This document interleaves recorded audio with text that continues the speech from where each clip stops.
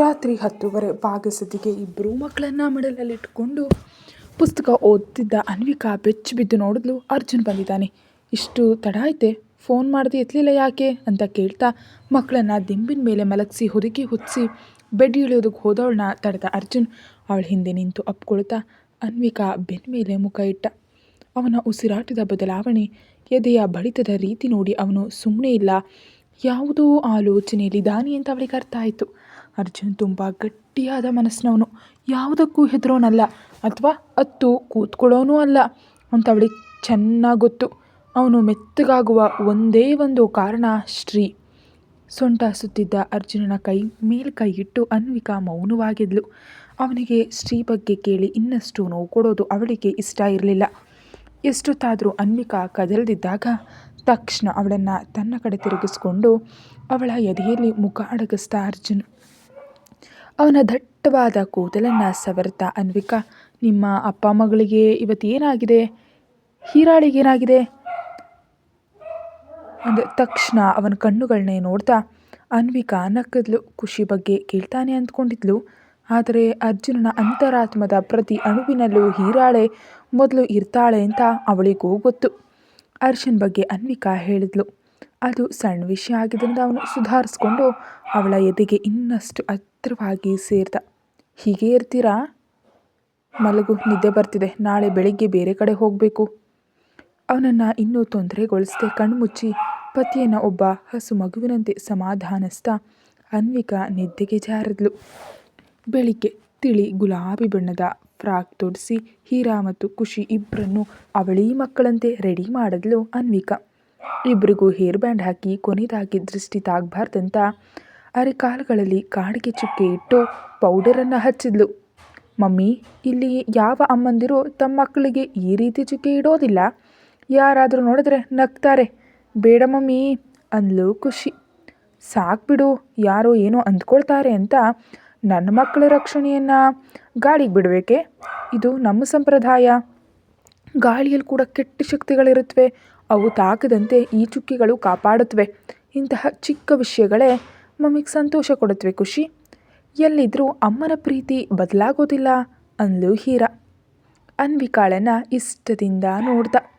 ನಿನಗೆ ಇಷ್ಟ ಇರಲಿ ಇಲ್ದಿರಲಿ ನಾನು ಹೀಗೇ ಇರ್ತೀನಿ ಅಂತ ಹೇಳಿ ತಾನು ಸಿದ್ಧವಾಗಿ ಮಕ್ಕಳೊಂದಿಗೆ ಕೆಳಗೆ ಬಂದ್ಲು ಅನ್ವಿಕಾ. ಬಿಳಿ ಶರ್ಟ್ ಧರಿಸಿ ಕೈಗಳನ್ನ ಜೇಬಿನಲ್ಲಿಟ್ಕೊಂಡು ರಾಧಾಕೃಷ್ಣ ಅವರ ಜೊತೆ ಮಾತಾಡ್ತಿದ್ದ ಅರ್ಜುನ್ ಗೆಜ್ಜೆಯ ಸದ್ದಿಗೆ ತಲೆ ತಿರುಗಿಸಿ ನೋಡ್ದ. ಅನ್ವಿಕಾ ದೇವತೆಯಂತೆ ತನ್ನ ಇಬ್ಬರು ಪುಟಾಣಿ ದೇವತೆಗಳ ಜೊತೆ ಸ್ವರ್ಗದ ಮೆಟ್ಟಿಲಿಳಿದು ಬರ್ತಿರುವಂತೆ ಪ್ರೀತಿ ಮತ್ತು ಶಾಂತಿಯ ರೂಪಗಳಂತೆ ಇದ್ದ ಮೂವರನ್ನು ನೋಡಿ ಅರ್ಜುನನ ಕಣ್ಣುಗಳು ಕದಲಿಲ್ಲ. ಈ ಕ್ಷಣದಲ್ಲಿ ಅವರನ್ನ ನೋಡಲು ಅವನ ಎರಡೂ ಕಣ್ಣುಗಳು ಸಾಲದಾದವು, ಅಷ್ಟು ಮುದ್ದಾಗಿದ್ರವರು. ವಿಶೇಷವಾಗಿ ಅನ್ವಿಕಾ ತಿಳಿ ಗುಲಾಬಿ ಬಣ್ಣದ ಸೀರೆಯಲ್ಲಿ ದೇವತೆಯಂತೆ ಇದ್ಲು. ಅವನ ಕಣ್ಣಿನ ಹೊಳಪು ಅನ್ವಿಕಾಳೆದೆಗೆ ನಾಟಿ ಅವಳ ಕೆನ್ನೆಗಳು ನಾಚಿಕೆಯಿಂದ ಕೆಂಪಾದವು. ಡ್ಯಾಡಿ, ನನ್ನ ಉಡುಪು ಹೇಗಿದೆ ಅಂತ ಓಡ್ ಬಂದ ಖುಷಿ ತನ್ನ ಫ್ರಾಕ್ ಹಿಡ್ಕೊಂಡು ಮುದ್ದಾ ಕೇಳಿದ್ಲು. ಮಗುವನ್ನು ಎತ್ಕೊಂಡ ಅರ್ಜುನ್, ತುಂಬ ಚೆನ್ನಾಗಿದೆ ಬಂಗಾರ, ನಿಮ್ಮೂವರನ್ನು ನೋಡೋದಕ್ಕೆ 2 ಕಣ್ಣು ಸಾಲದು ಅಂದ. ಅರ್ಜುನ್, ರಾಹುಕಾಲ ಬರ್ತಿದೆ, ನಾವು ಬೇಗ ಹೊರಡಬೇಕು ಅಂತ ರಾಧಾಕೃಷ್ಣ ಅವರು ಹೇಳಿದ್ರಿಂದ ಎಲ್ಲರೂ ಕಾರ್ನಲ್ಲಿ ವಿಮಾನ ನಿಲ್ದಾಣಕ್ಕೆ ಹೊರಟರು. 7:30 ಆದರೂ ರೂಮ್ನಿಂದ ಹೊರಬಾರದ ಮೈಥಿಲಿಯ ನಡೆಯನ್ನು ಕಂಡು ಸುಜಾತಾಳಿಗೆ ಮೈ ಉರಿತಿತ್ತು.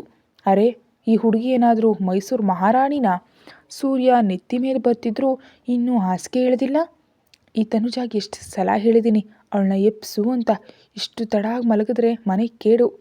ಮನೆಗೆ ಮಹಾಲಕ್ಷ್ಮಿ ಬರ್ತಾಳ, ಆ ಹುಡುಗಿಗಾದರೂ ತಿಳಿಬೇಡವೆ ಬೇರೆಯವ್ರ ಮನೆಗೆ ಬಂದು ಇಷ್ಟು ಹೊತ್ತು ಮಲಗಬಾರ್ದು ಅಂತ. ಗೊಣಗ್ತಾ ಮೊಣಕಾಲು ನೋವಿನಿಂದ ಮೆಲ್ಲಗೆ ಏಳಲು ಅವಸ್ಥೆ ಪಡ್ತಿದ್ದಾಳೆ ಸುಜಾತ. ಈಗ ಯಾಕೆ ಹೇಳ್ತಿದ್ಯಾ ಅಮ್ಮ ಅಂತ ಸ್ನಾನ ಮುಗಿಸಿ ಬಂದ ತನುಜಾ ಕೇಳಿದ್ಲು. ತನು, ಆ ಹುಡುಗಿ ನಿಜವಾಗಿಯೂ ನಿನ್ನ ಗೆಳತಿನ ಅಂತ ಮಗಳನ್ನು ಸಂಶಯದಿಂದ ನೋಡ್ತಾ ಕೇಳಿದ್ರು ಸುಜಾತ. ಹೌದಮ್ಮ, ಈಗ ನಿನಗೆ ಆ ಸಂಶಯ ಯಾಕೆ ಬಂತು ಅಂದ್ಲು. ಇಲ್ಲ, ನೀನು ನನಗೆ ಸುಳ್ಳು ಹೇಳ್ತಿದ್ಯಾ ಅಂದ ಕೂಡಲೇ ತನುಜ ಗಾಬರಿಯಾಗಿ ಇಲ್ಲ ಸುಳ್ಳು ಹೇಳ್ತಿಲ್ಲ ಅಂದ್ಲು. ನಿನ್ನ ಗೆಳತಿಯಾದರೆ ಇಷ್ಟು ಹೊತ್ತಿನವರೆಗೂ ಯಾಕೆ ಮಲಗ್ತಾಳೆ? ಬೆಳಗ್ಗೆ ಬೇಗ ಹೇಳೋದಿಲ್ವೇ? ಅವರೇನಾದರೂ ನವಾಬ್ರೆ ಅಥವಾ ಜಮೀನ್ದಾರರೇ? ಇಷ್ಟು ಹೊತ್ತು ಮಲಗಿ ಸೇವೆಯನ್ನು ಪಡೆಯೋದಕ್ಕೆ? ಅಮ್ಮ, ಅವಳಿಗೆ ಆರೋಗ್ಯ ಚೆನ್ನಾಗಿಲ್ಲ ಅಮ್ಮ. ರಾತ್ರಿ ತುಂಬ ಜ್ವರ ಇತ್ತು, ಬೆಳಗಿನ ಜಾವ ನಿದ್ದೆ ಹತ್ತಿದೆ, ಅದಕ್ಕೆ ಹೇಳಿಲ್ಲ ಅಂತ ತನುಜಾ ಮೈಥಿಲಿ ಪರವಾಗಿ ಇನ್ನೊಂದು ಸುಳ್ಳನ್ನು ಹೇಳಿದ್ಲು. ಜ್ವರನಾ? ಆದರೂ ಆ ಹುಡುಗಿ ಯಾರಂತ ನನಗೆ ಗೊತ್ತಿಲ್ಲ. ನೀನು ಮನೆ ಕರ್ಕೊಬಂದು ಸೇವೆ ಮಾಡ್ತಿದ್ದೀಯಾ? ಮೊದಲು ಅವಳನ್ನು ಇಲ್ಲಿ ಕರೆಸು, ನಾನು ಮಾತಾಡಬೇಕು. ರಾತ್ರಿ ಸುಸ್ತಿನ ಸರಿಯಾಗಿ ಗಮನಿಸಲಿಲ್ಲ. ಅವಳೇನೋ ಹಳ್ಳಿ ಹುಡುಗಿಯಂತೆ ಕಾಣುತ್ತಿಲ್ಲ ಅಂದ್ಲು ತಾಯಿ ಸಂಶಯದಿಂದ. ನಿನಗೆ ಎಲ್ಲದರಲ್ಲೂ ಸಂಶಯವೇ ಅಮ್ಮ. ಅವಳು ನಮ್ಮ ಕಾಲೇಜಿನಲ್ಲಿ ಹೊಸದಾಗಿ ಸೇರಿದವಳು. ಅವರು ಬೆಂಗಳೂರಿನವರು. ಅವಳ ತಂದೆಗೆ ಸರ್ಕಾರಿ ಕೆಲಸ. ಅವರು ಹೋದಲ್ಲೆಲ್ಲ ಮಗಳನ್ನು ಸುತ್ತಿಸಿದ್ರೆ ಓದು ಹಾಳಾಗುತ್ತೆ ಅಂತ ಇಲ್ಲಿ ಪಕ್ಕದ ಊರಿನಲ್ಲಿಟ್ಟಿದ್ದಾರೆ. ಪಾಪ ಅವಳಿಗೆ ಇಲ್ಲಿ ಯಾರೂ ಇಲ್ಲ ಅಮ್ಮ. ಅವಳ ತಂದೆ ತಾಯಿ ಕೆಲಸದಲ್ಲಿ ಬ್ಯುಸಿ ಇರ್ತಾರೆ. ಮಗಳ ಜೊತೆ ಮಾತನಾಡಲು ಸಮಯ ಇರುವುದಿಲ್ಲ. ಮೈಥಿಲಿ ಸಾಮಾನ್ಯ ಹುಡುಗಿಯಲ್ಲ, ತುಂಬ ಶ್ರೀಮಂತ ಕುಟುಂಬ ಅವಳದ್ದು. ತಮಗೆ ಒಬ್ಬರು ಸಂಗಾತಿ ಬೇಕು, ತನ್ನ ಮಾತು ಕೇಳುವವರು ಬೇಕು ಅಂತ ನಾವಿಬ್ಬರು ಗೆಳತಿಯರಾದವು ಅಂತ ಇನ್ನೊಂದು ಸುಳ್ಳಿಗೆ ತನುಜಾ ಜೀವ ತುಂಬಿದ್ಲು. ಶ್ರೀಮಂತ ಹುಡುಗಿ ಅಂತ ಕೇಳಿದ ಕೂಡಲೇ ಸುಜಾತ ಮುಖ ಹೂವಿನಂತೆ ಅರಳಿತು. ಏನೂ? ಅವಳು ಶ್ರೀಮಂತ ಹುಡುಗಿನಾ? ಅವಳ ಹತ್ರ ಎಷ್ಟು ಹಣ ಇರ್ಬೋದು? ಎಷ್ಟಿದೆ ಅಂತ ನಾನು ಕೇಳಿಲ್ಲ ಅಮ್ಮ. ಶ್ರೀಮಂತರನ್ನು ನಿಮ್ಗೆ ಎಷ್ಟು ಹಣ ಇದೆ ಅಂತ ಕೇಳಿದ್ರೆ ಅವರಿಗೆ ಕೋಪ ಬರುತ್ತೆ. ಆದರೆ ಮೈಥಿಲಿ ತುಂಬ ಒಳ್ಳೆಯವಳು, ಸುಮ್ಮನೆ ಹೆಚ್ಚು ಮಾತನಾಡಲ್ಲ. ನೀನೊಮ್ಮೆ ಮಾತಾಡಿ ನೋಡು, ನಿನಗೆ ತಿಳಿಯುತ್ತೆ ಅಂತ ಹೇಳಿ ಪೂಜೆಯ ತಯಾರಿಗೆ ತನುಜಾ ಹೊರಟ್ಲು. ಸುಜಾತ ಅವರ ಕುಟುಂಬ ಈಗ ಅಷ್ಟೊಂದು ಕಷ್ಟದಲ್ಲಿದ್ದರೂ ಆರ್ಥಿಕವಾಗಿ ಸ್ವಲ್ಪ ಹಿಂದುಳಿದಿತ್ತು. ವಿನಯ್ ಹೆಚ್ಚೇನೂ ಆಸೆ ಪಡೋದಿಲ್ಲ. ತನಗೆ ಬರುವ ಸಂಬಳದಲ್ಲೇ ತಾಯಿ ಮತ್ತು ತಂಗಿಯನ್ನು ನೋಡ್ಕೊಳ್ತಾ ಇರುವ ಸ್ವಲ್ಪ ಹೊಲವನ್ನು ಬಾಡಿಗೆ ಕೊಟ್ಟು ಅದರಲ್ಲಿ ಬರೋ ಹಣದಿಂದ ಸಾಲ ತೀರಿಸ್ತಿದ್ದಾನೆ. ಊಟ ಬಟ್ಟೆಗೆ ಯಾವುದೇ ಕೊರತೆ ಮಾಡೋದಿಲ್ಲ. ತಂಗಿಯ ಮದುವೆಗಾಗಿ ಈಗಿನಿಂದಲೇ ಚಿನ್ನ ಸೇರಿಸಿಡ್ತಿದ್ದಾನೆ. ಆದರೂ ತನ್ನ ಮನೆಯಲ್ಲಿ ಒಬ್ಬ ಮಹಾಲಕ್ಷ್ಮಿ ಶ್ರೀಮಂತ ಹುಡುಗಿ ಇದ್ದಾಳೆ ಅಂತ ತಿಳಿಯುತ್ತಿದ್ದಂತೆ ಸುಜಾತಳಿಗೆ ಸಂಭ್ರಮವಾಯಿತು. ಸುಜಾತಳಿಗೆ ತಗಡಿನ ಮನೆ ಬದಲು ಮಹಡಿ ಮನೆ ಕಟ್ಟಿಸಬೇಕೆಂಬ ಆಸೆ ಬಹಳ ದಿನಗಳಿಂದಿತ್ತು. ಮಗುವನ್ನು ಕೇಳಿದ್ರೆ ತಂಗಿ ಮದುವೆ ಮುಗಿಲಿ ಅಮ್ಮ ಅಂತಿದ್ದ. ಊರಲ್ಲಿ ಎಲ್ಲರದ್ದು ಮಹಡಿ ಮನೆಗಳೇ, ಎಲ್ಲೋ ಒಂದೆರಡು ಬಿಟ್ಟರೆ ತಗಡಿನ ಮನೆ ಯಾರದ್ದೂ ಇಲ್ಲ. ಬೇಸಿಗೆ ಬಂದರೆ ತುಂಬ ಕಷ್ಟ. ಸೂರ್ಯ ನೇರವಾಗಿ ನೆತ್ತಿ ಮೇಲೆ ಬೆಂಕಿ ಸುರಿಸ್ತಿದ್ದಾನೆಯೋ ಎನ್ನುವಷ್ಟು ಶಾಖ ಮನೆಯೊಳಗೆ. ಊರಿನವರ ಜೊತೆ ಮರಗಳ ಕೆಳಗೆ ಕೂತು ಹರಟೆ ಹೊಡೆಯುತ್ತಾ ಸಮಯ ಕಳೀತಾಳೆ ಸುಜಾತ. ತನುಜಾ ಕಾಲೇಜ್ಗೆ ಹೋಗೋದ್ರಿಂದ ಅವಳಿಗೆ ಮನೆಯ ಕೆಲಸ ದೊಡ್ಡ ವಿಷಯ ಅಲ್ಲ.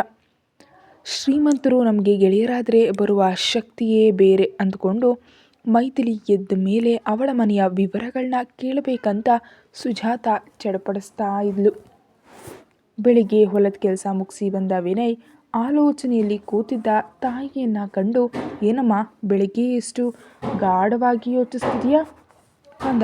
ಆ ಹುಡುಗಿ ಮೈಥಿಲಿ ಬಗ್ಗೆ ಕಣೋ ಅಂತಿದ್ರೆ ರೂಮಿಗೆ ಹೋಗ್ತಿದ್ದವನು ಹಿಂದೆ ತಿರುಗಿ, ಮೈಥಿಲಿ ಬಗ್ಗೆನಾ? ಏನು ಯೋಚಿಸ್ತಿದೀಯಾ ಅಂದ.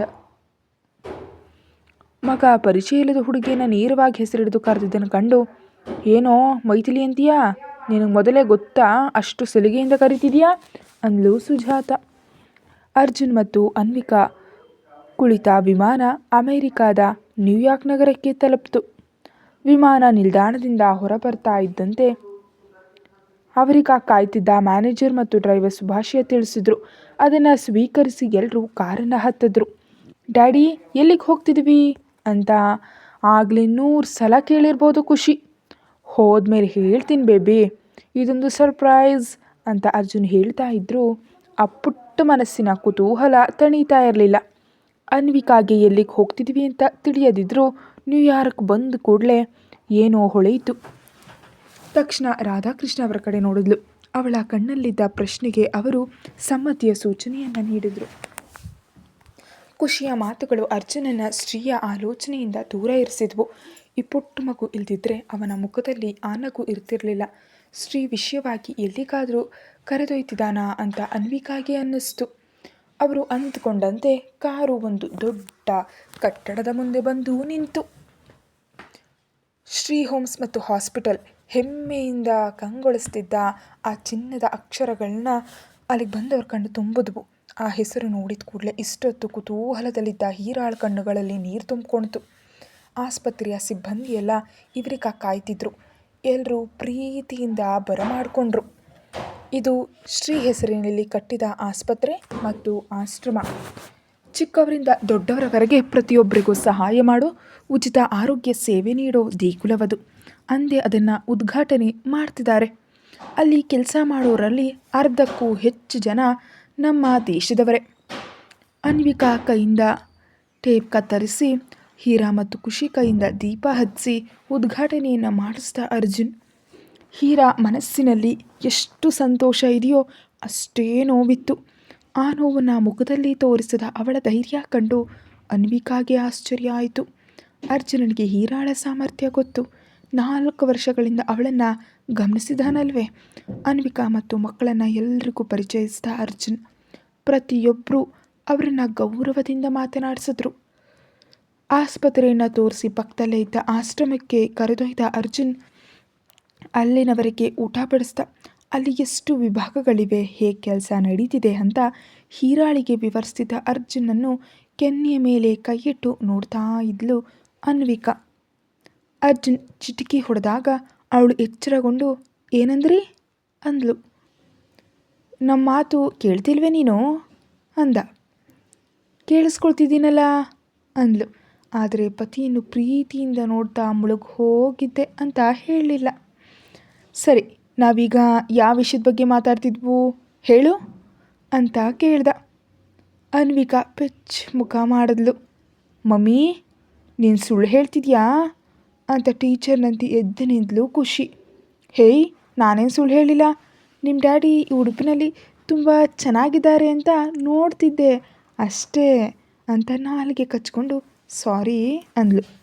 ಪರವಾಗಿಲ್ಲ ಅನ್ವಿಕಮ್ಮ, ಡ್ಯಾಡಿ ತುಂಬ ಹ್ಯಾಂಡ್ಸಮ್ ಆಗಿದ್ದಾರೆ. ಇಲ್ಲಿರೋ ಮಹಿಳಾ ಡಾಕ್ಟರ್ಗಳೆಲ್ಲ ಡ್ಯಾಡಿಯನ್ನು ಕಣ್ಣು ಮಿಟುಕಿಸ್ದೆ ನೋಡ್ತಿದ್ದಾರೆ ಅಂದ್ಲು ಹೀರಾ ನಗ್ತಾ. ಅರ್ಜುನನ ಮುಖ ಕೆಂಪಾಯಿತು. ಅರ್ಜುನ್ ಗಂಭೀರವಾಗಿ ನೋಡಿದ ಕೂಡಲೇ ಅಲ್ಲಿನ ಮಹಿಳಾ ಸಿಬ್ಬಂದಿ ತಮ್ಮ ಕೆಲಸದಲ್ಲಿ ಮಗ್ನರಾದರು. ನಡೀರಿ ಹೋಗೋಣ ಅಂದ. ಅನ್ವಿಕಾ ಎಲ್ಲಿಗೆ ಅಂದ್ಲು. ಹೇಳೋವರೆಗೂ ಬರಲ್ವಾ ಅಂತ ಬೆದರಿಸಿದಾಗ ಸುಮ್ಮನೆ ಅವನ ಹಿಂದೆ ನಡೆದ್ಲು. ಆಶ್ರಮಕ್ಕೆ ಸ್ವಲ್ಪ ಪಕ್ಕದಲ್ಲಿ ಹಚ್ಚ ಹಸಿರಿನ ತೋಟ ಇತ್ತು. ಅದರ ಮಧ್ಯದಲ್ಲಿ ಅಮೃತ ಶಿಲೆಯಿಂದ ಕಟ್ಟಿದ ಒಂದು ಮಂದಿರವಿತ್ತು. ಯಾವ ದೇವರ ಮಂದಿರ ಅಂತ ಹೋದ ಅನ್ವಿಕಾಳ ಕಾಲುಗಳು ಹತ್ತಿರ ಬಂದ ಕೂಡಲೇ ಕದಲಿಲ್ಲ. ಅದು ಮಂದಿರವಲ್ಲ, ಶ್ರೀ ಸಮಾಧಿ. ಇಷ್ಟು ವರ್ಷಗಳಲ್ಲಿ ಅರ್ಜುನ್ ಮತ್ತು ರಾಧಾಕೃಷ್ಣ ಅವರಿಗೆ ಬಿಟ್ಟರೆ ಶ್ರೀ ಸಮಾಧಿ ಎಲ್ಲಿದೆ ಅಂತ ಯಾರಿಗೂ ಗೊತ್ತಿರಲಿಲ್ಲ. ಅದು ಆಶ್ರಮದ ಹಿಂದೆ ಒಂದು ಪುಟ್ಟ ಗುಡಿಸಲಿನಂತೆ ಶಾಂತಿ ನಿಲಯವಾಗಿತ್ತು. ಸುತ್ತಲೂ ಕೂತ್ಕೊಳ್ಳಲು ಅಮೃತಶಿಲೆಯ ಬೆಂಚ್ಗಳಿದ್ದವು. ಕಳೆದ 4 ವರ್ಷಗಳಲ್ಲಿ ಅನ್ವಿಕಾ ಇಲ್ಲದಿದ್ದಾಗ ಅರ್ಜುನ್ ನೋವಾದಾಗ ಇಲ್ಲಿಗೆ ಬಂದು ಸಮಯ ಕಳೀತಿದ್ದ. ಇಷ್ಟೆಲ್ಲ ಶ್ರೀಗಾಗಿ ಮಾಡಿದ್ದಾನೆ ಅಂತ ತಿಳಿದಾಗ ಅನ್ವಿಕಾಳ ಕಣ್ಣುಗಳಲ್ಲಿ ನೀರು ಹರಿಯಿತು. ಹೀರಾ ತನ್ನ ತಾಯಿ ಇಲ್ಲಿ ಶಾಶ್ವತ ನಿದ್ರೆಯಲ್ಲಿದ್ದಾಳೆ ಅಂತ ಕಂಡು ಸಮಾಧಿಯ ಮೇಲೆ ತಲೆಯಿಟ್ಟು ಕಣ್ಮುಚ್ಚಿದ್ಲು.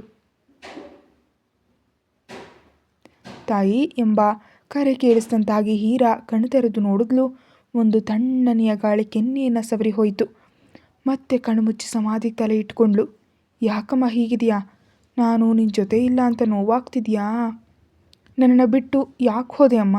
ಸ್ವಲ್ಪ ಧೈರ್ಯವಾಗಿ ಸಮಸ್ಯೆಯನ್ನು ಎದುರಿಸಬಹುದಾಗಿತ್ತಲ್ವೇ? ತುಂಬ ಪ್ರಯತ್ನಿಸಿದೆ ಕಣೋ ಮಗನೇ, ಆದರೆ ಅಮ್ಮ ಅಳಬೇಡಮ್ಮ. ಈಗ ನಿನಗೆ ಪ್ರೀತಿಯ ಕೊರತೆ ಇದೆಯೇ? ನನಗಿಂತ 10 ಪಟ್ಟು ಪ್ರೀತಿ ನೀಡೋ ಅಪ್ಪ ಅಮ್ಮ ನಿನಗಿದ್ದಾರೆ.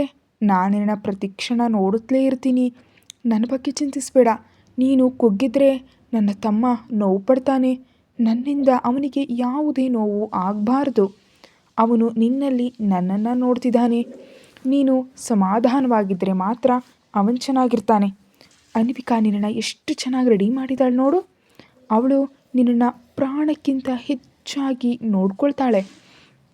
ನೀನು ಯಾವತ್ತೂ ಧೈರ್ಯವನ್ನು ಕಳ್ಕೊಳ್ಬಾರ್ದು, ಸರಿನಾ? ಶ್ರೀ ನಗ್ತಿರುವಂತೆ ಕಂಡು ಕೂಡಲೇ ಹೀರಾ ತಾಯಿಯ ಅಪ್ಪುಗೆಯನ್ನು ಅನುಭವಿಸಿದ್ಲು. ಅನ್ವಿಕಾ ಬಂದು ಅವಳ ಪಕ್ಕ ಕೂದ್ಲು. ಹೀರಾ ಅವಳ ಮಡಿಲಲ್ಲಿ ತಲೆ ಇಟ್ಟು ಐ ಲವ್ ಯು ಅಮ್ಮ ಅಂದ್ಲು. ಅನ್ವಿಕಾಗೆ ಎಲ್ಲವನ್ನ ಹೇಳಿದ್ಲು ಹೀರಾ. ಅಮ್ಮನ ಮಾತುಗಳು ಅವಳಿಗೆ ಅರ್ಥವಾಗಿದ್ವು. ಈ ವಿಷಯಕ್ಕಾಗಿ ಎಂದೂ ಅಳಬಾರದು ಅಂತ ನಿರ್ಧರಿಸಿದ್ಲು. ಅಲ್ಲಿ ಹೆಚ್ಚು ಹೊತ್ತು ಇದ್ದರೆ ಎಲ್ಲರಿಗೂ ನೋವಾಗತ್ತೆ ಅಂತ ರಾಧಾಕೃಷ್ಣ ಅವರು ಹೂಮಾಲೆಯನ್ನು ಹಾಕಿ ಹೀರಾಳ ಕೈಯಿಂದ ದೀಪವನ್ನು ಹಚ್ಚಿದ್ರು. ಎಲ್ಲರೂ ನಮಸ್ಕರಿಸಿ ಹೊರಬಂದರು. ಅನ್ವಿಕಾ ಅರ್ಜುನಿಗಾಗಿ ಹುಡುಕಿದಾಗ ಅವನು ಅಲ್ಲಿರಲಿಲ್ಲ. ಕಳೆದ ರಾತ್ರಿ ಈ ಆಲೋಚನೆಯಲ್ಲಿ ಅವನು ಅಷ್ಟು ಚಡಪಡಿಸಿದ್ನ. ಶ್ರೀ ವಿಷಯದಲ್ಲಿ ಮಾತ್ರ ಅರ್ಜುನ್ ನೋವು ಪಡ್ತಾನೆ. ಅಲ್ಲಿಯೇ ಊಟ ಮುಗಿಸಿ ಮಕ್ಕಳ ಹಠದಂತೆ ಹೊರಗೆ ಸುತ್ತಾಡಿ ಸಾಯಂಕಾಲ ವಿಮಾನದಲ್ಲಿ ವಾಪಸ್ ಬಂದರು. ಮಗ ಪರಿಚಯವಿಲ್ಲದ ಹುಡುಗಿಯನ್ನು ನೇರವಾಗಿ ಹೆಸರಿಡಿದು ಕರೆದದ್ದನ್ನು ಕಂಡು, ಏನೋ ವಿನಯ್, ಮೈಥಿಲಿ ಬಗ್ಗೆ ನಿನಗೆ ಮೊದಲೇ ಗೊತ್ತಾ ಅಂದ್ಲು ಸುಜಾತ. ತನುಜ ಫೋನ್ನಲ್ಲಿ ಮಾತನಾಡುವಾಗ ಅವಳ ಬಗ್ಗೆ ಹೇಳಿದ್ಲು ಅಮ್ಮ ಅಷ್ಟೇ ಹೊತ್ತು ಅಂದ. ಸರಿ ಬಿಡು. ಸುಬ್ಬಯ್ಯ ಹಣ ಕೊಟ್ಟನಾ? 2 ದಿನದಿಂದ ಅಲೆದಾಡಿಸ್ತಿದ್ದಾನೆ. ನಾಳೆ ಕೊಡ್ತೀನಿ ಅಂದಿದ್ದಾನಮ್ಮ. ನಾವು ಕೂಡ ರೈತರೇ ಅಲ್ವಾ, ಅವ್ರ ಕಷ್ಟ ನಮಗೆ ತಿಳಿತಿದ್ರೆ ಹೇಗೆ ಅಂದ ವಿನಯ್. ತಾಯಿ ಗುಣಗ್ತಿದ್ರೆ ವಿನಯ್ ತಂದಿದ್ದ ಬಟ್ಟೆಗಳ ಕವರ್ ತನುಜ ಕೈಗಿಟ್ಟ. ಏನದು, ಹೊಸ ಬಟ್ಟೆಗಳಂತೆ ಇದೆಯೇ ಅಂದ್ಲು ಸುಜಾತ. ಮೈಥಿಲಿ ತೊಡೋ ಬಟ್ಟೆಗಳೆಲ್ಲ ಪಾಶ್ಚಾತ್ಯ ಶೈಲಿಯವು, ಹಳ್ಳಿಯಲ್ಲೂ ಚೆನ್ನಾಗಿರೋದಿಲ್ಲ ಅಂತ ಅವಳಿಗಾಗಿ ಚೂಡಿದಾರಗಳನ್ನ ತಂದಿದ್ದ ವಿನಯ್. ಅದು ತನುಜ ಫ್ರೆಂಡ್ ಮೈಥಿಲಿ ಇದ್ದಾಳಲ್ಲ, ಅವಳು ಬರುವಾಗ ಬಟ್ಟೆ ತಂದಿಲ್ವಂತೆ, ಅದಕ್ಕೆ ತರೋದಕ್ಕೆ ಹೇಳಿದ್ಲು ತಂದೆ ಅಂತ ಹೇಳಿ ವಿನಯ್ ಸ್ನಾನಕ್ಕೆ ಹೋದ. ನಿನಗೇನಾದರೂ ಮಹಾರಾಣಿ ಅಂದ್ಕೊಂಡಿದ್ಯಾ ಮನೆಗೆ ಬಂದವರಿಗೆ ಬಟ್ಟೆ ಕೊಡಿಸೋದಕ್ಕೆ? ನಾನು ಹೊಸ ಸೀರೆ ತಂದು ವರ್ಷ ಆಯಿತು, ಅವಳು ಶ್ರೀಮಂತ ಹುಡುಗಿ ಆದರೆ ಬಟ್ಟೆ ತಂದಿಲ್ವೇ ಅಂತ ಸುಜಾತ ಕಿರ್ಚ್ತಿದ್ರೆ ಮೈಥಿಲಿಗೆ ಎಚ್ಚರವಾಯಿತು. ಅಮ್ಮ ಕಿರ್ಚ್ಬೇಡ, ಅವಳಿಗೆ ಕೇಳಿಸುತ್ತೆ. ಶ್ರೀಮಂತರು ಹಳೆ ಬಟ್ಟೆ ತರೋದಿಲ್ಲ, ಹೋದಲ್ಲೆಲ್ಲ ಹೊಸ ಬಟ್ಟೆ ಕೊಳ್ಳೋದು ಅಭ್ಯಾಸ. ಅವಳು ನನಗೆ ಮುಂಚೆ ಎಷ್ಟೋ ಸಲ ಕೊಡಿಸ್ತೀನಿ ಅಂದಿದ್ಲು, ನಾನು ಬೇಡ ಅಂತಿದ್ದೆ ಅಷ್ಟೇ ಅಂತ ಸುಳ್ಳು ಹೇಳಿ ತಾಯಿಯನ್ನು ಸಮಾಧಾನಪಡಿಸಿದ್ಲು ತನುಜ. ಹೌದಾ, ನೀನು ತಟ್ಟಳು, ಅವಳು ಕೊಡಿಸ್ತೀನಿ ಅಂದಾಗ ಯಾಕೆ ಬೇಡ ಅಂದೆ ಅಂತ ತನುಜ ತಲೆಗೆ ಹೊಡೆದ್ಲು ಸುಜಾತ. ನೀರಷ್ಟೇ ನಿರ್ಮಲವಾದ ಸಂಸ್ಕಾರ ನಮ್ಮದಮ್ಮ, ಯಾರ ಹತ್ರವೂ ಸುಮ್ಮನೆ ಏನೋ ತಗೊಳ್ಬಾರ್ದು ಅಂತ ನೀನೇ ಹೇಳಿದಲ್ವೇ ಅಂದ್ಲು ತನುಜ. ಆ ನೀತಿ ಕಥೆಗಳು ಹೇಳೋದಕ್ಕೆ ಚೆನ್ನಾಗಿರುತ್ತೆ, ಆದರೆ ಜೀವನಕ್ಕೆ ಹಣ ಬೇಕು ಅನ್ನುತ್ತಾ ಸುಜಾತ ಸುಮ್ಮನಾದ್ಲು. ವಿನಯ್ ಸ್ನಾನ ಮುಗಿಸಿ ಬಂದು ಅಮ್ಮನ ಕುತೂಹಲ ನೋಡಿ ತನುಜಾಗೆ ಸನ್ನೆ ಮಾಡ್ದ. ತನುಜ ತಾಯಿಗೆ ಹೇಳಿದ ಸುಳ್ಳಿನ ಬಗ್ಗೆ ಸನ್ನೆ ಮಾಡಿದ್ಲು. ಇಷ್ಟರಲ್ಲಿ ಪಕ್ಕದ ಮನೆಯವರು ಕರೆಯಲು ಸುಜಾತ ಹೊರಗೆ ಹೋದ್ಲು. ತನುಜ ಮೆಲ್ಲಗೆ ವಿನಯ್ ಹತ್ರ ಬಂದು ನಡೆದದ್ದೆಲ್ಲವನ್ನ ಹೇಳಿದ್ಲು. ಮೈಥಿಲಿ ಒಳ್ಳೆ ಮನೆಯ ಹುಡುಗಿ, ಅವಳ ಸಮಯ ಚೆನ್ನಾಗಿಲ್ಲದೆ ಹೀಗಾಗಿದೆ. ಅವಳು ಸುಧಾರಿಸೋವರೆಗೆ ಸ್ವಲ್ಪ ಸಹಾಯ ಮಾಡು, ಆಮೇಲೆ ಅವಳ ಮನೆಗೆ ತಲುಪಿಸ್ತೀನಿ ಅಂದ ವಿನಯ್. ನಿಜಕ್ಕೂ ಏನಾಯ್ತಣ್ಣ ಅಂತ ಕೇಳಿದ್ಲು ತನುಜ. ಸಮಯ ಬಂದಾಗ ಹೇಳ್ತೀನಿ, ಹೋಗಿ ಅವಳನ್ನು ಎಬ್ಸು ಅಂತ ವಿನಯ್ ಹೊರಟು ಹೋದ. ಮೈಥಿಲಿಗೆ ಟೀ ಕೊಟ್ಟು ತನುಜ ಅವಳನ್ನು ಎಬ್ಸಿದ್ಲು. ಮೈಥಿಲಿ ಫ್ರೆಶ್ ಆಗಿ ಕಂಡ್ಲು. ತನುಜ ತನ್ನ ಅಮ್ಮನಿಗೆ ಹೇಳಿದ ಸುಳ್ಳನ್ನು ಮೈಥಿಲಿಗೆ ತಿಳಿಸಿ ನನ್ನ ಜೊತೆ ಇಲ್ಲೇ ಇರು ಅಂತ ಬಲವಂತ ಮಾಡಿದ್ಲು. ನಾನು ಇಲ್ಲಿರೋದಕ್ಕೆ ಬಂದಿಲ್ಲ ತನುಜ ಅಂತಿದ್ದಾಗ ವಿನಯ್ ಅಲ್ಲಿಗೆ ಬಂದ. ತೋಟದಲ್ಲಿ ಚಂದಿರನನ್ನು ನೋಡ್ತಿದ್ದ ಅನ್ವಿಕಾಳ ಸೊಂಟಕ್ಕೆ ಅರ್ಜುನ್ ಕೈಗಳು ಸುತ್ತಕೊಂಡ್ವು. ಅವನೆದೆಗೆ ಹೊರಗಿದ್ಲು ಅನ್ವಿಕಾ. ಏನು ಮಾಡ್ತಿದ್ದೀರಿ ಶ್ರೀಮತಿಯವರೇ ಅಂತ ಮೆಲ್ಲ ಕೇಳ್ತಾ ಅವಳ ಕಿವಿಯ ಓಲೆಯನ್ನು ಮುಟ್ದ. ಅವನ ಮೀಸೆಯ ಸ್ಪರ್ಶಕ್ಕೆ ಮೈ ಮರೆತ ಅನ್ವಿಕಾ, ಏನಿಲ್ಲ, ಸುಮ್ಮನೆ ಆರಾಮಾಗಿದ್ದೀನಿ ಅಂದ್ಲು. ನಮ್ಮ ದೇಶಕ್ಕೆ ಹೋಗೋಣವಾ ಅಥವಾ ಇಲ್ಲಿಯೇ ಪ್ರವಾಸಕ್ಕೆ ಹೋಗೋಣವೇ ಅಂದ ಅರ್ಜುನ್. ಕೇಳಿ ಕರ್ಕೊಂಡು ಹೋಗ್ತೀರಾ ಅಂದ್ಲು ಮುನಸ್ಸಿನಿಂದ. ಸರ್ಪ್ರೈಸ್ ಕೊಡಬೇಕಲ್ಲ. ಅವಳು ಅಸಮಾಧಾನ ತೋರಿಸಿದಾಗ ಅವಳನ್ನು ತನ್ನ ಕಡೆ ತಿರುಗಿಸ್ಕೊಂಡು ಖಂಡಿತ ಅಂದ. ಸರ್ಪ್ರೈಸ್ ತಡ್ಕೊಳ್ಬಲ್ಲಿಯಾ ಎಂದು ಅರ್ಜುನ್ ಕೇಳಿದಾಗ ಅನ್ವಿಕಾ ಸಿಟ್ಟಿನಿಂದ, ಯಾವಾಗಲೂ ನೀವೇ ಸರ್ಪ್ರೈಸ್ ಕೊಡಬೇಕಾ, ನಾನು ಕೊಡಬಲ್ಲೆ ಅಂದ್ಲು. ನಿಮ್ಮ ಜೊತೆ ನನಗೆ ಸ್ಪರ್ಧೆ ಸಾಕು ಸ್ವಾಮಿ, ನಿನಗೆ ಬುದ್ಧಿ ಇಲ್ಲ ಅಂತ ಒಪ್ಕೊ ಅಂದಾಗ ಅನ್ವಿಕಾ, ಹಾಗಾದರೆ ನೀವು ಬುದ್ಧಿ ಇಲ್ಲದ ಹುಡುಗಿಯನ್ನು ಮದುವೆ ಮಾಡ್ಕೊಂಡಿದ್ದೀರಾ ಅಂತ ಕೇಳಿದ್ಲು. ಅರ್ಜುನ್ ನಗ್ತಾ, ಇಲ್ಲಿವರೆಗೆ ಇಲ್ಲ ಅಂತೆ ನನ್ನ ಅಭಿಪ್ರಾಯ ಅಂದ. ಅನ್ವಿಕಾಳ ಮೂಗು ಕೆಂಪಾಯಿತು. ಇಂಡಿಯಾಗೆ ಹೋಗೋಣ ಅಂದ್ಲು. ಯಾಕೆ ಅಂತ ಅರ್ಜುನ್ ಕೇಳಿದಾಗ, ನನ್ನ ಬುದ್ಧಿ ಏನು ಅಂತ ಸಾಬೀತುಪಡಿಸ್ಬೇಕು. ನಿಮ್ಮ ಜೊತೆ ಆಫೀಸಿಗೆ ಬರ್ತೀನಿ, ನನ್ನ ಕೆಲಸ ನನಗೆ ವಾಪಸ್ ಕೊಡಿ ಅಂದ್ಲು. ಅರ್ಜುನ್ ಅವಳ ಸೊಂಟ ಹಿಡಿದು ಹತ್ರ ಸೆಳ್ಕೊಂಡು, ನನಗೆ ಏನು ಬೇಕು ಅಂತ ನಿನಗೆ ಗೊತ್ತಿಲ್ವೇ? ಈ 4 ವರ್ಷಗಳ ನಷ್ಟವನ್ನು ಸರಿದೂಗಿಸಲು ತುಂಬ ಕೆಲಸ ಮಾಡಬೇಕಿದೆ ಅಂದ ತುಂಟತನದಿಂದ. ಕತೆ ಮುಂದುವರಿಯುತ್ತೆ. ದಯಮಾಡಿ ವಿಡಿಯೋ ನೋಡ್ತಿರೋ ಪ್ರತಿಯೊಬ್ಬರು ಚಾನಲ್ಗೆ ಸಬ್ಸ್ಕ್ರೈಬ್ ಆಗಿ. Thank you so much for all your love.